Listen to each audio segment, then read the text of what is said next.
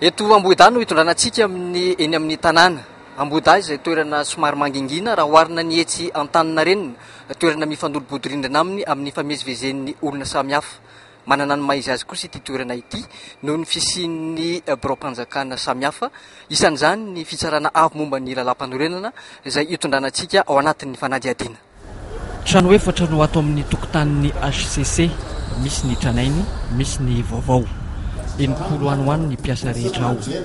Mitsara ny raharaha mifandraika amin'ny fifidianana izy, eo ihany koa ny lalàna samihafa avy eny amin'ny parlemanta sy ny diditsy-volana alohan'ny amoahana azy.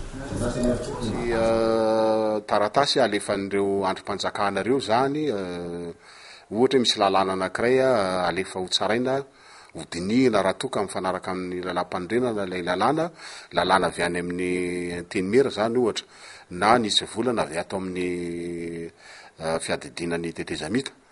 Dia ireny tsy azo tonga dia hoe avoaka anakiry, fa tsy maintsy tsaraina aloha, tena tsaraina mihitsy hoe mifanaraka amin'ny lalam-panorenana ve ty lalàna ty.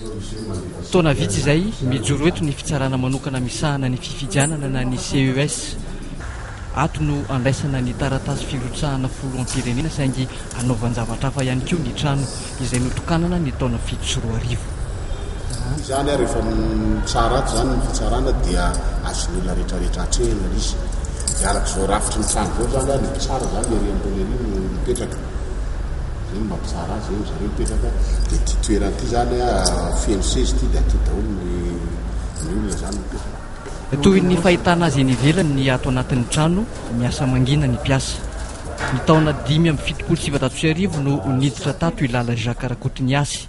Nisotro ronono amin'ny herintaona, machiniste archiviste izy.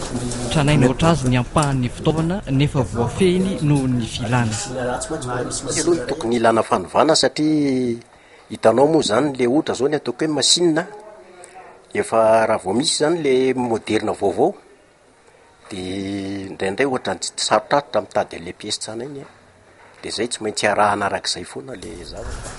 Ankoatry ny mpitsara ambony, ahitana ny sampandrara samihafa ny ato. Ny kabinetra no mandrinda izay miainga amin'ny toromarika ny foloan'ny HCC. Tsy mitovy amin'ny andavanandro ny asa rehefa miatrika fifidianana toy izao. Izy zany amin'ny fotoana fifidianana dia zavatra hafa mihitsy satria misy lalàna maromaro izay tsy maintsy tanterahana, dia miankina amin'izay lalàna izay no anatanterahana azy. Zany rehetrarehetra zany nefa dia miankina amin'ny toromarika andreo foloany zany androm-panjakana zany. Ito ny biraon'ny CES, trano vaovao no iasan'izy ireo. Tany amin'ny Repoblika voalohany, trano fonenan'ny filoha tamin'izany ny eto Ambohida. Ny trano lehibe izay mitovy endrika amin'ny fiadidinan'ny prefeturan'ny Mazoarivo.